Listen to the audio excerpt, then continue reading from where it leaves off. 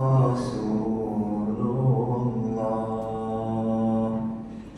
Allahumma salli ala Sayyidina Muhammad. Assalamualaikum warahmatullahi wabarakatuh. Alhamdulillahi rabbil alamin, wal aqibatu lil muttaqin, wala udwana illa ala zalimin. Asyhadu an la ilaha illallah wahdahu la syarika lah, wa asyhadu anna Muhammadan abduhu wa rasuluh, imamul muttaqin wa khatimin nabiyyin, sadiqul amin, sayyidina wa habibina wa maulana Muhammad wa ala alihi wa ashabihi bihaqqi qadrihi wa miqdarihi al-azim. Amma ba'du. Yang dimuliakan seluruh ahli dan kuasa Masjid Jami' Kampung Kubang Jawi, para asatizah, tuan guru, ustaz-ustazah, pimpinan masyarakat, ayah-ayah, ibu-ibu, hadirin, hadirat, muslimin dan muslimat rahimakumullah. Alhamdulillah, bersyukur pada Allah Subhanahu wa taala yang masih memilih kita semua untuk kekal beriman kepadanya, dan mudah-mudahan Allah mengekalkan iman ini sehinggalah kita meninggalkan dunia ini, insyaAllah. Allah Subhanahu wa taala berfirman di dalam surah Al-Fajr ayat ke-27 ke-28, kata Allah, a'udzubillahi minasyaitonir rajim. Ya ayyatuhan nafsul mutmainnah, irji'i ila rabbiki radiyatan mardiyah, fadkhuli fi ibadi wadkhuli jannati. Wahai jiwa-jiwa yang tenang, yang mutmain, kembalilah, irji'i ila rabbika radiyatan mardiyah, kembalilah kepada Tuhanmu dalam keadaan kamu redha dan diredai. Syarat untuk kita menjadi jiwa yang tenang, yang balik dengan damai kepada Allah, cuma satu saja. Dalam ayat surah Al-Fajr, iaitulah yang pertama, kita kena radiyah, kita kena redha pada Allah Subhanahu wa taala, barulah Allah redha pada kita. Mardiyah dipanggil. Redha ni bahasa Arab, Melayu panggil puas hati. Puas hati. Dapat berapa salon? Dia kata 2,000 ya, boleh puas hati ya. Kalau dah puasa tak puas hati tu, dia tak panggil redha, walaupun aku redha lah. Itu bukan redha tu, maksudnya aku pasrah, tapi hati tak puas juga. Itu bukan. Redha ni puas hati. Alhamdulillah, kita puas hati boleh banyak. Redha pada Allah. Bila kita redha pada Allah, baru Allah mardiyah, Allah redha pada kita. Barulah kita dapat masuk pada khuli fi ibadi, jadi hamba Allah. Baru Tuhan mengaku kita hamba dia kalau kita redha. Baru kita tahu tempat duduk kita. Barulah akhirnya hamba-hamba Allah ni akan duduk jannati, syurga Allah Subhanahu wa taala. Baik. Manusia ini dia ada, macam kita tahu, tanah yang api ni di bahasa orang tua-tua. Kita ni selalunya utamakan yang pertama ni, tanah, fizikal kita, sarung kita ni, nak bagi sihat, nak bagi segak, nak bagi sekian-sekian. Yang kata luaran kita ni nak apa? Hujung sekali yang nak bagi puas hati kita ni, yang kata redha ni. Yang kata luar kita ni nak redha, nak puas hati tu apa? Kita panggil nikmat. Buat sampai puas, buat sampai dapat nikmat. Nikmat ni ikut macam-macam orang lah. Dia yang setting sendiri nikmat tu apa? Kawan duduk bisa motong getah, mai bagi gendang dia tak syok. Dia minat lain. Kawan minat mutu, orang bagi hadiah kereta, dia kata buat apa kereta tu kau tengok. Sebab tu tak apa, tapi nikmat. Kemudian kita ada akal. Akal kita ni nak apa? Akal kita ni dia panggil nak penjelasan. Arab sebut burhan. Nak tahu dua campur dua orang pekat abang ke tempat, betul ke? Dia kira nak bincang, betul ke? Tuhan duduk di mana? Pasal apa? Pasal apa? Inquiry dia panggil. Penjelasan. Dia nak tahu sampai sud otak ni. Dia fikir sampai sud, tapi tak ada sud pun lagi hidup ni. Dia hanya boleh buat conclusion, keputusan tu hanya dengan data-data yang dia ada saja. Dia kata kau ni cerai, kau ni pasal sekian-sekian. Dia tahu banyak atau ya. Dia membuat keputusan, dia tahu pasal ini kot. Kemudian kita ada ciri yang ketiga yang ada pada kita, dia panggil hati. Qalbun. Hati tu qalbun. Qalbun tu maksudnya berbolak balik. Dia terkalih kono, terkalih kono, sat kono, sat kono. Kan? Sat nak makan, sat tak mau makan. Sat macam-macam. Hati ni dia hanya boleh satu saja dia nak. Dia panggil nak tenang. Aku nak tenang. Nak tenang ni ada satu benda yang boleh buat tuan sahabat. Ala bizikrillah tasma'innul qulub. Hanya dengan ingat Allah hati tenang. Ingat Allah ni macam kita malam ni lah, main masjid, dengar majlis ilmu, ada yang zikir, pegang tasbih, ada yang tengok laut, macam-macam cara, tapi benda tu jadi dia ingat pada Allah. Bila ingat, hati tu baru jadi tenang. Sebab dia kata semua ni main pada Allah. Dia ingat Allah balik. Anak mati, aksiden, rezeki sikit, susah, dia ingat Allah balik, baru tenang. Mau tak ingat Allah ni, kira nak marah pada orang ni, semua orang tak kenal. Syarat dia ingat Allah saja. Hati ni ujungnya untuk redha nak puas ni, dia tak tenang. Yang paling besar sekali dalam hidup kita ni dia panggil jiwa. Ruh, Arab panggil ruh, Melayu panggil jiwa, sukma. Ruh kita ni nak bahagia, happiness dia panggil, nak bahagia. Dan bahagia ni ada satu saja syarat dia, iaitu bersama dengan Allah Subhanahu wa Ta'ala. Bersama dengan Allah Ta'ala tu baru bahagia. Takat duk ingat kita tak jumpa tu tak bahagia. Bertemu dengan Allah, Allah tu ada dengan kita, baru kita boleh jadi bahagia. Syarat untuk melihat Allah di dunia ni, kena hilang dengan kita dulu. Tak nampak dah kita, baru terjelma yang Allah. Lagi duk nampak kuasa kita, keinginan kita, ilmu kita, hidup kita, dengar kita, melihat kita, bercakap kita, 7 sifat ma'ani itu kita tak serah balik ke Allah, kita tetap buta, tak dapat tengok Allah Ta'ala. Jadi jalan mudah untuk bahagia ni, ataupun untuk usul dia bagi sampai kepada Allah, ruh kita tu boleh kenal Allah dan bersama dengan Allah tu, jalan yang paling mudah sekali ialah mengenal Nabi Muhammad. Mengenal Nabi Muhammad. Allah tajallikan, Allah letak sifat-sifat panggil-panggil yang baik dia pada Nabi Muhammad. Kita tengok Nabi Muhammad, kita kenal Nabi Muhammad, kita akan faham Allah Ta'ala, sejauh mana kasih sayang Allah, sejauh mana belas kasihan Allah dan sebagainya. Ini cerita tentang betapa pentingnya kita nak kenal Nabi Muhammad ni. Kita nak baca sirah ni, kita dah baca tiap-tiap minggu apa, sebulan 2 kali ni, supaya hati kita rasa bahagia, ruh kita tu bahagia. Luar kita ni miskin juga, sakit juga, bodoh juga, tak ada nikmat pun Tuhan kita nak dapat tu.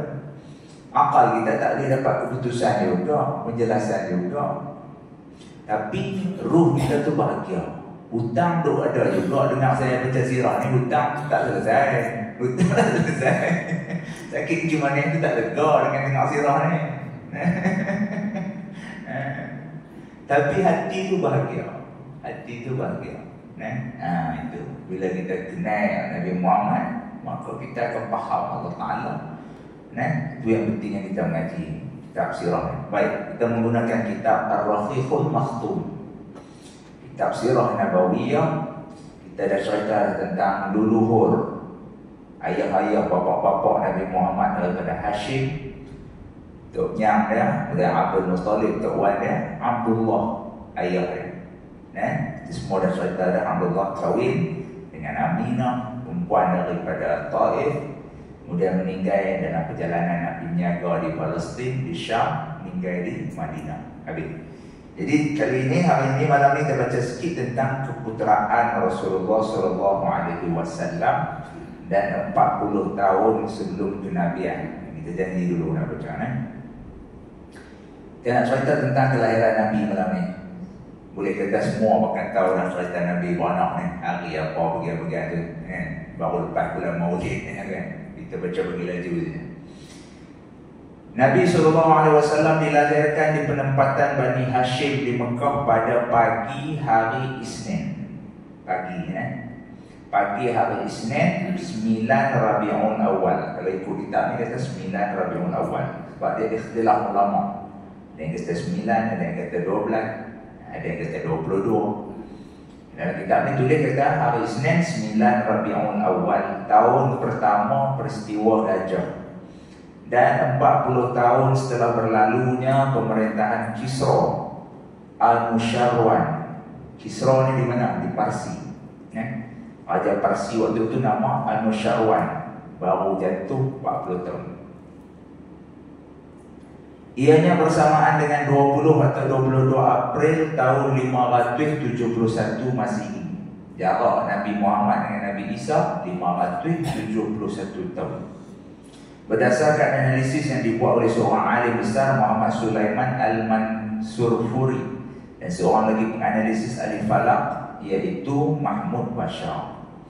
Ibnu Sa'ad meriwayatkan bahawa ibu Rasulullah SAW pernah berkata, Sayyidah Aminah pernah berkata, setelah aku melahirkannya, keluar dari farashku cahaya yang menerangi untuknya istana-istana di Syam. Ahmad meriwayatkan sebuah hadis yang hampir sama maksudnya dari Al-Irbad bin Syariyah. Pengarang kitab kita ni Saifur Rahman Mubarakfuri ni, dia pegangan manhaj dia dalam akidah ni, dia pegang manhaj Salafi, kita sebut Wahabi. Jadi dia utamakan hadis-hadis sahih saja. Dia punya fiqh dia pakai Hambali. Jadi dia punya faham, dia ikut hadis-hadis yang kuat. Dia kata Nabi Muhammad ni beranak biasa, keluar ke pintu macam yang kita juga lah, ikut farash ni. Tapi kalau mazhab kita ahli sunnah wal jamaah, fahaman kita ni, kita kata Nabi Muhammad tak keluar ke tempat kencing tu. Nabi Muhammad ni di bedah macam kita lah bedah lah, di bawah pada pusat tu, dia kiri oleh malaikat, keluar tu, keluar bulat tu. Sebab satu kemuliaan untuk Nabi Muhammad. Tapi yang pasti sama ada keluar ke mana pun, waktu keluar tu Sayyidah Aminah kata jadi bercahaya. Waktu keluar tu pagi sebelum subuh, tapi bercahaya tu jadi macam siang. Apa kata kejut lagi, cerah macam siang. Cahaya yang keluar dari Nabi Muhammad. Kemudian sambung lagi, diriwayatkan bahawa perkara-perkara luar biasa, dia panggil irhas, sebagai tanda perutusan Rasulullah SAW telah terjadi ketika baginda dilahirkan. Semasa baginda dilahirkan, 14 lengkungan gerbang istana Kisra telah gugur. Lengkung tu dia panggil curve tu, kan? Kita bila nak masuk rumah dia curve dia ada lengkung. 14 biji lengkung di istana Parsi tu. Bukan lengkung macam rumah kita tu 2 kaki 4 kaki tu. Lengkung besar ke mana bapak ni istana tu. Api yang disembah oleh orang-orang Majusi terpadam. Orang Parsi ni, orang Iran, kita panggil Iran, Iraq tu Parsi lah, sebahagian Afghanistan tu. Mereka tu sembah api Majusi. Mereka faham Tuhan ada 2, orang Majusi ni. Yang kata orang Parsi ni dia lebih nak orang Hindu sikit juga lah. Hindu tu dia ambil sikit Majusi ni tua pada Hindu. Dia kata Tuhan ada 2, satu dia panggil api, maksudnya dewa cahaya. Satu lagi dewa kegelapan. Cahaya ni bawa bahagia lah, gelap ni bawa derita. Dua-dua tu kerja buat 2 Tuhan ni lah. Tuhan kena sakit tu, dia kata Tuhan nak gelap tu yang buat. Tuhan dapat seronok ni, Tuhan nak cerah tu. Sebab tu dia bersembah api. Dia lengkong api tu nak nikah. Bila Olimpik pun kita sewa api dia lah, bawa api obor tu. Majusi terpadam api tu. Api tu telah dibakar tu dalam istana Majusi tu beribu tahun lah. Tak pernah sampai terpadam pun. Terpadam waktu Nabi dilahirkan. Dan gereja-gereja di sekitar Bahirah Sawah telah runtuh setelah ia mendap ke dalam bumi. Berita ini diriwayatkan oleh Baihaqi. Muhammad Al-Ghazali tidak memperakui berita ini. Riwayat ini mai daripada seorang pengarang sirah nama Al-Baihaqi. Tapi Syekh Muhammad Al-Ghazali, ulama daripada Mesir moden ni tak beraku dia, tak ada pun. Sebab sejarah tu tak ditulis pun dalam rekod di Parsi tu, tak tulis benda tu. Jadi mungkin betul yang berlaku, tapi orang Parsi takkan nak tulis. Mereka jadi lekeh tu kan, mereka tak tulis. Apabila baginda dilahirkan, ibunya menghantar utusan kepada Abdul Muttalib menyampaikan berita gembira itu. Lalu datanglah Abdul Muttalib dengan penuh girang dan masuk ke Kaabah serta berdoa dan bersyukur kepada Allah Ta'ala. Dia memilih untuk cucunya itu nama Muhammad.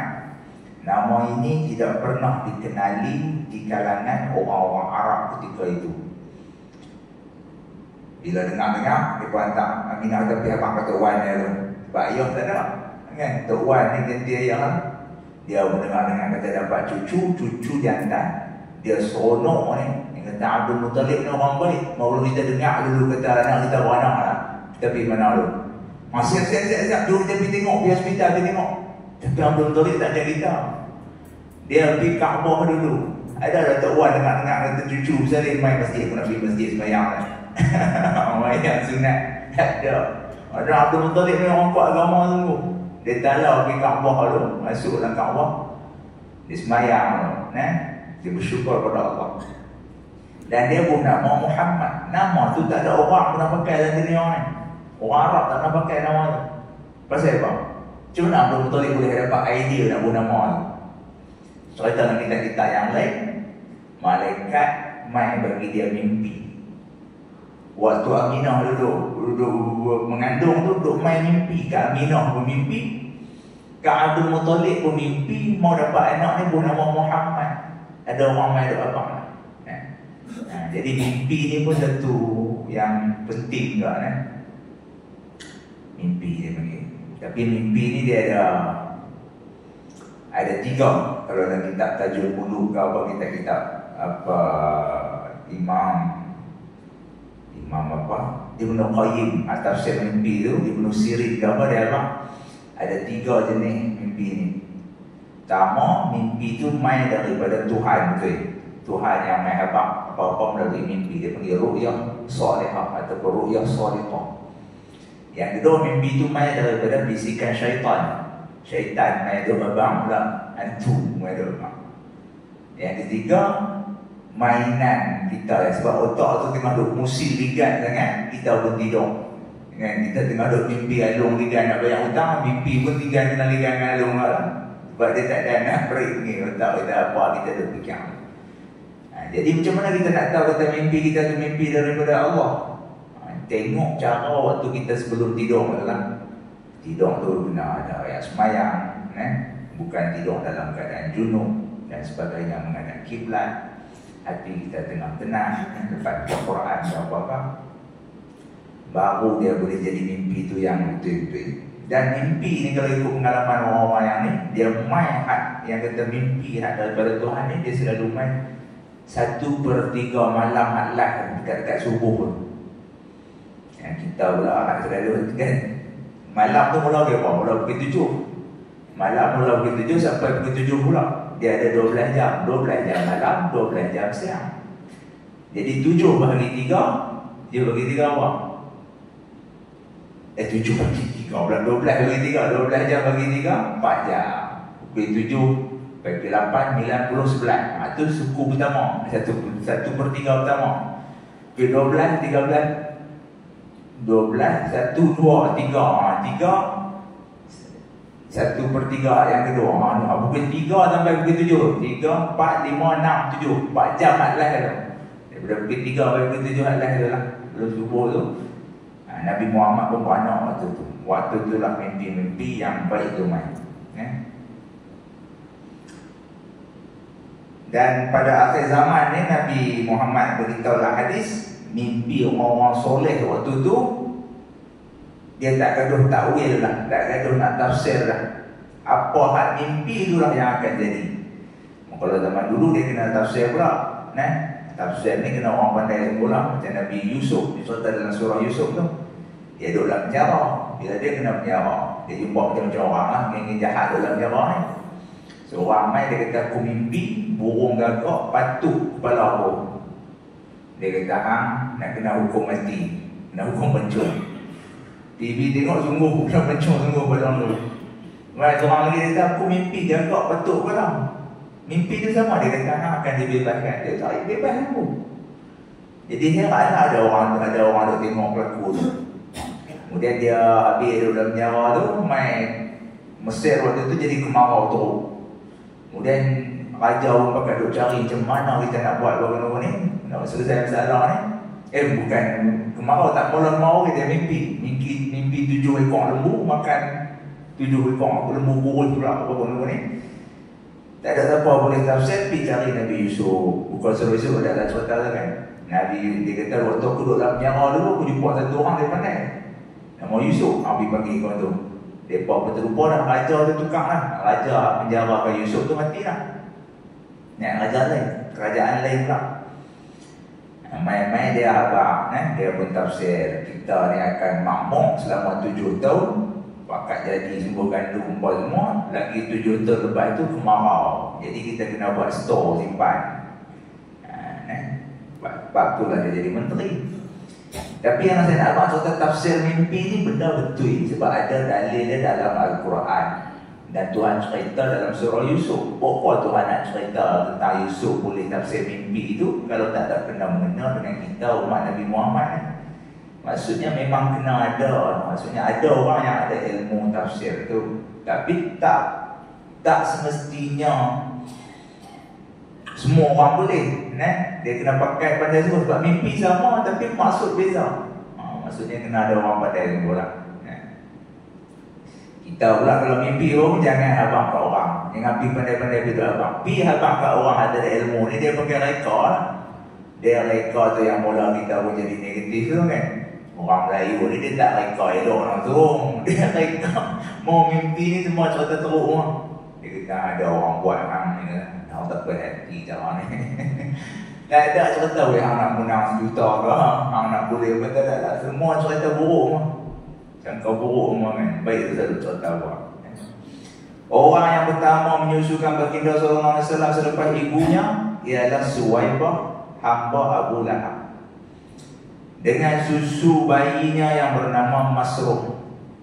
Abu Lahab ni ponakan Nabi Muhammad. Dia takut bini dia orang kaya. Abdul Muttalib ni saya cerita dah dulu, mereka ni keluarga kaya saya, tapi oleh kerana dia pergi beli 100 ekor unta sembelih sebab nak tebui Abdullah ni waktu tu. Lepas tu dia pun jadi miskin. Jadi Abdul Muttalib ni tiap hari dia pergi duduk jaga Kaabah lah, cuci Kaabah apa ni. Dia jadi orang masjid lah. Dia susah. Dapat anak pun susah semua. Yang paling susah beli Abu Talib, Abdullah Nabi ni. Jadi dalam banyak-banyak tu Abu Lahab handsome. Abu Lahab ni segak. Keturunan Nabi ni semua segak-segak. Yang paling segak ni Abu Lahab. Jadi dia dapat tim ngorat satu perempuan kaya. Perempuan kaya tu cengeng lah, orang kaya. Dalam tak kaya pun cengeng. Bila anak Nabi Muhammad ni, dia kata jangan pergi tengok nak belakang hang ni. Abu Lahab sedih. Dia tak boleh tengok nak belakang anak adik dia Abdullah. Sebab bini dia tak bagi. Dia bertumpang duk rumah mentua. Tapi baiknya Abu Lahab ni dia ada hamba dia. Nama Suwaibah Al-Aslamiyah. Suwaibah ni waktu dia pergi tu dia tengah duduk menyusu anak dia. Ada satu anak, berupa anak. Anak dia nama Masruh. Ini kali kita mahu dengar ni kan, Masruh. Dia ada nama anak Masruh. Jadi apa saya boleh tulis dalam kitab ni, maksudnya Masruh ni ialah saudara susuan Nabi. Masruh ni saudara susuan Nabi. Laki-laki Masruh ni laki-laki. Suwaibah ni ibu yang pertama disusukan Nabi Muhammad. Sebelum itu dia juga telah menyusui Hamzah bin Abdul Muttalib. Abdul Muttalib ni waktu dia bagi Abdullah kahwin dulu ni, dia pun kahwin dengan satu perempuan lain pula. Ini hebat Abdul Muttalib ni. Dia kampung lelaki yang besar, tinggi dan garang. Abdul Muttalib cengeng, kuat. Sebab tu dia jadi ketua. Sebab tu dia boleh korek segala-galanya. Dia pun menikah budak. Waktu dia bagi anak dah menikah, kenuri sama Sari. Dia pun menikah perempuan muda juga, anak darah juga. Dapat Hamzah. Jadi Sayyidina Hamzah ni ponakan Nabi, tapi umur sama dengan Nabi. Kemudian kongsi pula susu daripada ibu susuan yang sama, Suhaibah al-Islamiyah. Jadi Hamzah ni jadi saudara susuan Nabi walaupun ponakan. Sebab tu waktu Sayyidina Hamzah mati, dibunuh di dalam perang Uhud tahun ketiga Hijrah di Madinah tu, Nabi sangat sedih. Sebab dia ni sama segagat orang ni, sama tua dengan Hamzah ni. Hamzah kena bunuh tu kan. Dan Sayyidina Hamzah ni disebut sebagai apa? Sayyidus Syuhada. Dia yang akan jadi ketua orang mati syahid di syurga nanti. Di padang mahsyar nanti kita akan potong ikut golongan. Geng kaki nombor tak potong. Ni geng minum, ni geng jilat, geng bodek semua ni. Ya abang habis dulu, aman dulu. Ni geng gila besar, geng perahu dulu depan. Semua lah ikut lah. Kau potong orang-orang, kita tak lagi kita bersewa. Kita geng simpadi kan. Yang sekap ikan apa kita duduk potong geng ni. Kira menjaga yang ikut. Lepas tu bila potong tu, okey, ditimbang di mizan tu, selesai di mizan, Nabi tunggu di mizan tu, di dacing tu, nak timbang kita tu.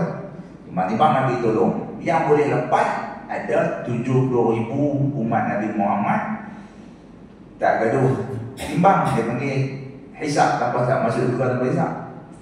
Tapi 70,000 tu dia kuasa 3. Sebab waktu Nabi Muhammad ni dulu duduk di Madinah tu, dalam sebuah hadis Nabi diceritakan Nabi Muhammad tu dalam 3 hari tu dia pergi semayang, dia masuk rumah tu, tak mau cakap dengan apa. Sahabat bakal tengok pasal apa Nabi ni.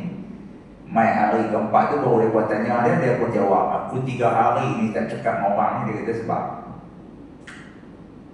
Jibril hebat, Allah membebaskan 70,000 umatku masuk syurga tanpa hisab. Tak gaduh timbang di mizan tu. Penting lah makcik tak timbang? Penting lah. Bila tak timbang tu, dia tak keluar visual, dia tak tunjuk TV perangai kita jahat tu. Orang tak tahu lah aib kita, tak ada malu. Ni satu semua satu dunia orang tengok. So bila tak timbang masuk dalam syurga tempat hisab tu sangat penting lah. Hari pertama Tuhan kata 70,000. Nabi Muhammad ni dia sengap kan.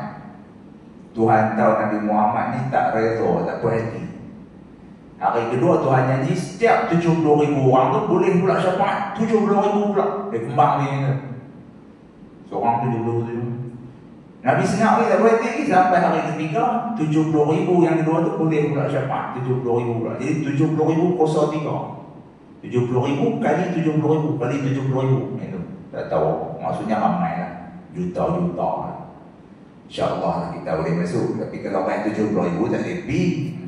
Hak mati di Palestin baru ni daripada perang tahun 2023 hujung tahun sampai kelar ni pun ada 69,000 orang. Hak baru mati 2 tahun perang ni, campur daripada dengan jajah tahun 1936 dulu ni.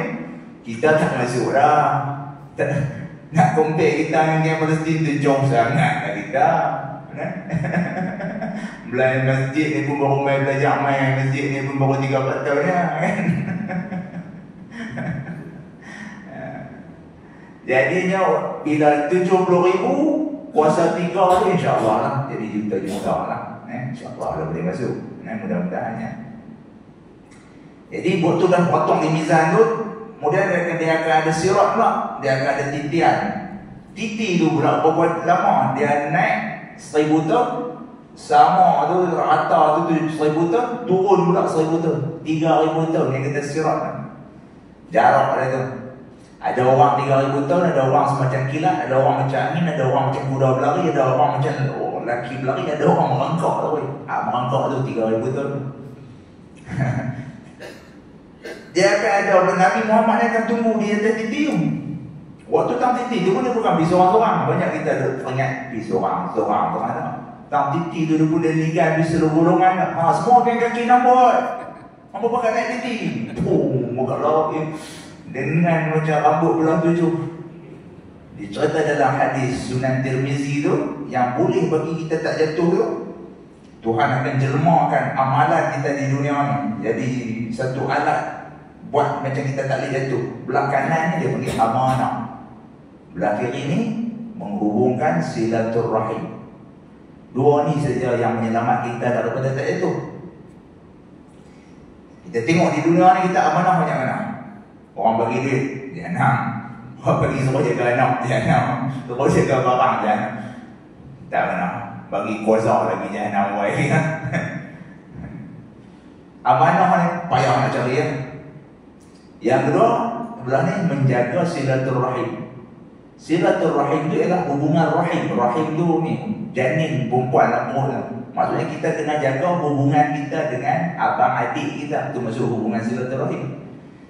Kita jaga kawan kita belanja. Hubungan dengan kawan tu dia bukan panggil silaturahim. Walaupun kita bahasa Melayu sebut silaturahim, tapi dia sebenarnya satu hubungan. Dia panggil hubungan ikhwah, ukhuwah kata ni. Kasih sayang, ukhuwah Islamiah, bersama Islam saja. Jadi bukan silaturahim tu kita dengan abang adik kita, kakak kita, mak menakan, pak menakan, kira ada darah. Kita dengan orang yang kita belajar makan, dengan abang kita main minta duit, kita cekah kat tengah kan. Yang kawan ribu kita bagi, dengan abang adik ni kita berkira juga. Menjaga silaturahim ni sangat bagus. Pada zaman kita hidup ni, orang banyak tak jaga lah. Kita pun nak pergi rumah mereka, mereka pun tak main rumah aku. Kok mana kita fikir orang tu kena main, orang tu kena buat baik kita, buat kita baik. Betul dia fikir tu, kita kena molak. Oh betul. Jadi dua benda ni saja boleh selamat kita daripada jatuh. Sebab dia akan ada main pula besi di bawah tu neraka. Neraka ni ada 7 lebih. Dia ada besi pula main roket tu. Cakok nak pergi jatuh. Dan titik sirat tu pula dia bukan memuat apa titik batu kita ni. Dia goyang. Dah lah kecil halus goyang dengan ramai. Macam mana tak mangkau. Jadi boleh pelampung kita tu amanah dengan silaturahim. Yang boleh mencepat atau melambatkan tu Sayyidina Abu Bakar kata sebab tawakal. Sejauh mana kita tawakal di dunia ni, kita yakin kat Tuhan tu yang mana. Itu yang laju macam kilat. Kemudian lepas habis benda tu pula, dia akan ada haud. Lepas di hujung telaga tu dia ada haud. Haud ni kolam Nabi. Luas dia daripada Madinah sampai ke Jepun tu. Luas dia. Dia ada cebok, ada kolej, sebanyak bintang di langit bakal minum. Setegak tu hilang dahaga selama-lamanya. Pakak tunggu tu lah. Pakak tunggu tu habis semua umat Nabi Muhammad ni, baru boleh terbuka pintu tu bila Nabi Muhammad ketuk pintu syurga tu. Pintu syurga tak boleh buka lagi, Nabi Muhammad yang tak buka. Bila dia buka baru bakal masuk ramai-ramai. Masuk tu kita semua dia berhaum masuk dalam satu, dia panggil lobby hotel, dia macam dewan. Masuk dalam dewan tu, dia akan pasang muzik. Muzik tu macam muzik kita tak guna. Sebab dia kata, yang kata syurga ni benda tak boleh dibayang dengan otak, tak pernah ditengok, tak pernah didengar. Kita muzik tak pernah dengar. Itu dia. Dia keluar dengan muzik, kemudian dibawa arak. Kita bakal minum. Makcik, waktu tu makcik pun minum, makcik tahin tak tengah minum. Minum tu pula dia tak mabuk. Perahan arak, anggur tu kan. Minum tu sudah minum, dah semua bakal masuk. Dia ada pintu, syurga ni ada pintu banyak. Dia adalah ada pintu jihad, ada pintu puasa. Pintu puasa tu nama rakyat. Pintu geng sembahyang sunat, pintu geng tablik, geng tak dakwah, geng bawa payung di masjid ni. Ni geng pintu, geng kira nak pergi perang. Dia kata ustaz ni ceramah-ceramah, kita mau aja ni kasar sikit. Takbir, kira kita takbir. Dia macam-macam geng. Ada geng kaki sedekah, ada geng kaki sabak. Pintu-pintu tu banyak. Pakat masuk lah. Sebab boleh masuk tu, naik tu, dia akan ada syurga tu. Syurga tu ada 8 tingkat. Syurga yang paling pure sekali, dia tengah-tengah. Dia bukan paling tinggi, dia tengah-tengah. Tapi dia yang paling kelas sekali. Bintang paling banyak dia pergi Jannatul Firdaus. Syurga Firdaus ni hanya duduk tempat duduk para nabi. Kemudian para mati syahid. Geng Sayyidina Hamzah ni akan jadi ketua geng hak masuk dalam. Orang biasa hak lain tu nabi-nabi 124,000 orang. Kemudian Sayyidina Hamzah jadi ketua geng mati syahid, boleh duduk untuk Jannatul Firdaus. Tu kan. Yang boleh masuk tu. Kemudian wali-wali, hak geng boleh tengok Tuhan.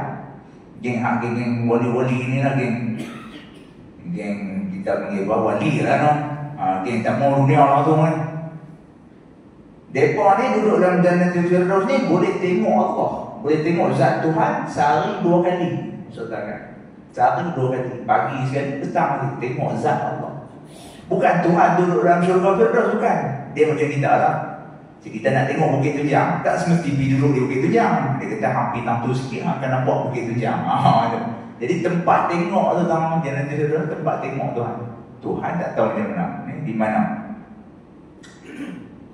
Kemudian syurga bawah pada tu dia panggil Jannati Adnin, kelas yang nombor 2. Kalau kita tak boleh masuk Firdaus ni payah masuk lah, kecuali tuan-tuan pergi mati syahid nama-nama boleh lah. Nak jumpa dengan Hamzah ni, kita ni mungkin masuk datang nombor 2. Nombor 2, nombor dalam ranking nombor 2 nama Jannah Adnin. Adnin ni tempat orang sabar. Di dunia ni Tuhan bagi ujian paling pure kan. Mungkin sakit, mungkin susah, mungkin orang pulau macam-macam masalah ni, dia sabar. Dia sabar kan. Orang sabar ni boleh duduk tantu tempat yang ni. Lepas tu dia ada kelas-kelas dah. Jadi yang canggihnya, waktu Tuhan nak naik tang pintu tadi ni, Sultan bagi patah balik sikit sebelum dekat loceng naik atas tu, hanya ada satu jenis orang boleh pilih dia nak pergi duduk di masuk naik lift mana tu, iaitu orang perempuan yang ada suami. Dia taat pada Allah dan dia taat pada suami dia. Dia jaga sembahyang, jaga puasa, dan dia taat pada suami dia. Itu saja dia boleh pilih mana pun. Dia di dunia ni bukan kaki puasa pun maklum. Dia tak puasa sunat pun. Tapi dia boleh pilih nak masuk pintu puasa. Di dunia ni dia bukan ahli hidup perang, hidup jihad pun, tapi dia boleh pergi tekan dia naik lift pergi duduk dengan geng jihad sebab taat suami. Ini kelebihan orang perempuan. Orang lelaki tak payah. Mau dia tak mati syahid, dia tak payah tekan tu. Balik malam ni sambil-sambil duduk koyak daun apa ni, daun rokok tu. Fikir aku ni agak-agak nanti lah, aku nak tekan nak mana. Tengok pada diri kita tu. Yang sunat dah, puasa, qadha pun tak boleh, jangan kata puasa sunat. Jihad pun dah, sedekah pun payah. Balik mau fikir-fikir, tak ada lagi cari satu. Orang-orang pilih yang mudah lah, agak-agak makcik lepas, palung-palung lepas. Sedekah yang mudah mereka tak apa teruk. Tapi ada orang dia sayang duit puasa. Dan sayang duit tengah puasa. Tapi bagi ada satu kita buat tu mulazamah yang selalu kita buat supaya kita boleh pilih. Makcik pula tak kata apa. Balik malam ni macam yang kopi pimpi bagi kat makcik. Sambil-sambil dia duduk minum tu pincik kaki kan. Ucik pula tu.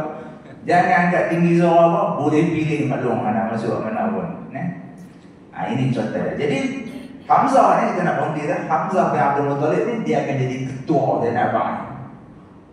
Kita akan mula beratur di masyar tu pun ikut golongan. Waktu naik di sirat tu pun ikut golongan. Waktu nak tekan naik di syurga mana tu pun ikut pok apa kita ni. Itu. Jadi hidup ni memang kena pilih. Kita kena ada idola kita. Ketua kita pilih. Aku nak tiru siapa lah hidup ni. Aku nak tiru Uwais Al-Qarni. Jenis wali-wali ni tak mau masyhur, tak mau orang sebut nama. Jadi wali-wali pun boleh duduk di Jannatul Firdaus. Aku nak ikut. Hak buat semua ni seorang ya. Abu Bakar, Sayyidina Abu Bakar semua dia buat. Dia jihad, dia yang paling kuat sedekah, dia yang paling kuat sembahyang, dia yang boleh buat semua ni Abu Bakar seorang ya. Itu canggih dia tu. Kalau kita kata laki-laki yang boleh pilih hak mana pun, Abu Bakar. Hak lain daripada tu tak apa nak boleh. Misalnya Sayyidina Ali, dia sendiri pun miskin. Dia pun kerja berkutik kurma dengan Yahudi ya. Tak ada duit nak makan, dia nak sedekah. Sayyidina Ali dia bukan pergi sedekah, dia jihad. Kira tempat pada orang dengan zikir, sabar, dia mungkin duduk. Tapi mereka ni sahabat-sahabat Nabi ni boleh. Sahabat Nabi ni taraf mereka ni lebih tinggi pada wali. Semua sahabat Nabi ni mereka tu wali sebenarnya. Besar lagi martabat mereka pada wali-wali kita ni. Walaupun pada zaman Nabi Muhammad tu dia mungkin kencing dalam masjid. Ada sahabat Nabi yang kita kata pada kencing dalam masjid tu. Walaupun dia kencing dalam masjid tu saja Tuhan buat bagi jadi kelaku itu tu supaya jadi hukum kat kita. Jadi dia tu lagi tinggi pada kita ni, pada ulama zaman kita ni. Begitu juga ada zaman Nabi ni orang yang berzina. Bila berzina tu Nabi buat hukum. Hukum tibai kotannya. Dia walaupun dia berzina, dia lebih tinggi martabat dia daripada kita ni. Daripada para sahabat ni Tuhan Ridwanullah alaihim ajma'in. Tuhan redha kat depa. Depa semua boleh duduk. Dia kata, yang kata pintu tu pula, saya kata tadi cakap lift. Tapi yang kata pintu syurga tu, bila kita buka tu, maklum pilih-pilih. Sebab dia taat kat balung tadi ni, dia pilih masuk mana-mana. Dia buka-buka tu, bila kita masuk dalam syurga tu, luar kita sana. Paling koman pun, seluruh lari dengan bumi. Tak tahu nak bapak ni. Lepas tu dia ada pintu ni, buka lagi. Dia ada setiap kali buka tu, dia ada 70,000 pintu ni, 70,000 pintu ni, 70,000 pintu ni. Sebab tu duduk dalam syurga tu selama-lamanya tak habis jalan-jalan. Jadi lepas tu dia burung, teringin nak makan burung tu. Burung tu pun jadi boleh kita makan. Makan-makan, sudah makan. Dia sana tak ada berak, tak ada perkumuhan, tak ada kencing, tak ada berak, tak ada beranak. Itu syurga. Burung tu keluar jadi burung balik, lepas makan. Gamak makan. Burung kita masak sekejap, kita nak berpanggang, kita makan. Kita makan, puas hati. Burung tu keluar jadi burung balik, korang balik. Benda tak luar, ada nama tak habis. Jadi patah balik dalam betul ni kita nak tutup dah. Hamzah ni, Sayyidina Hamzah ni Nabi sayang sungguh sebab dia pak nakan yang sama tu, dan dia juga jadi saudara susuan dengan Nabi Muhammad. Nabi Muhammad sayang dia tu sebab dia sahabat Nabi, dan dia juga diperadik. Jaga silaturahim tu penting dia nak abangnya kan. Dan selepasnya dia menyusu Abu Salamah bin Abdul Asad Al-Makhzumi. Suhaibah Aslamiyah ni dia memang dia bisusu pula kawan lain lagi. Jadi keluarga Bani Hashim ni, semua Abu Salamah ni Bani Hashim juga. Dalam keluarga Bani Hashim ni, mereka boleh kata ni hak lapis best tu lah. Anak tu semua pegang susu dengan Suhaibah semua. Suhaibah Al-Aslamiyah ni, hamba ni. Jadi Abu Lahab ni kerana dia ni pernah bagi hamba perempuan dan ni Suhaibah ni pergi bagi susu kat Nabi, dia ni dapat rehat dalam neraka ni. Dia pasti dalam masuk neraka sebab kalau turun ayat tabat siada abilah abi mutab, tabat celaka lah. Ia ada masuk tangan, dua tangan Abu Lahab tu dia akan jadi terbakar nanti di neraka ni. Dengan bininya wa mar'atuhu, dan bininya hammalatul hatab. Bini dia ni pula akan dibawa satu rantai yang ikat leher, yang ikat kaki daripada neraka. Sebab dulu waktu di dunia tu dia kira rantai kaki dia tak bagi pergi tengok Nabi lah apa-apa ni, di sana dia duduk heret rantai tu lah. Tapi nanti di sana ada hari dia boleh rehat, iaitu hari Isnin. Satu hari di sana sama dengan 1000 tahun di sini. Tapi dia ada 7 hari lah. Mai gila hari Isnin tu, maksudnya 7,000 perasaan tu, punya 7,000 tahun di sini lah nak gila. Mai hari Isnin di sana tu, Lahab dah rehat lah, tak bekak. Sebab dia ni kenal sayang Nabi Muhammad. Tapi kita ni umat Nabi Muhammad ni lagi istimewa lah. Nabi Muhammad ni boleh tolong kita walaupun kita duduk dalam neraka. Nabi Muhammad ni waktu orang pakai duduk di lobi, di hotel, di dewan nak mula-mula tu, kita semua pakai duduk teruja lah, pakai duduk tengok ni. Nabi Muhammad ni dia akan keluar balik daripada syurga ni, main berdiri dekat dengan sirat ni. Di kepala sirat ni, tengok dalam neraka tu, ada lagi tak umat aku tak keluar? Apa dia? Ada lagi. No, dia buat apa dia, kumang jawi, ada orang ni. Yang pergi ambil, malaikat akan diturun ambil. Nabi Muhammad ni boleh pilih. Dia akan cari orang banyak sebut nama dia, salawat kat dia di dunia ni.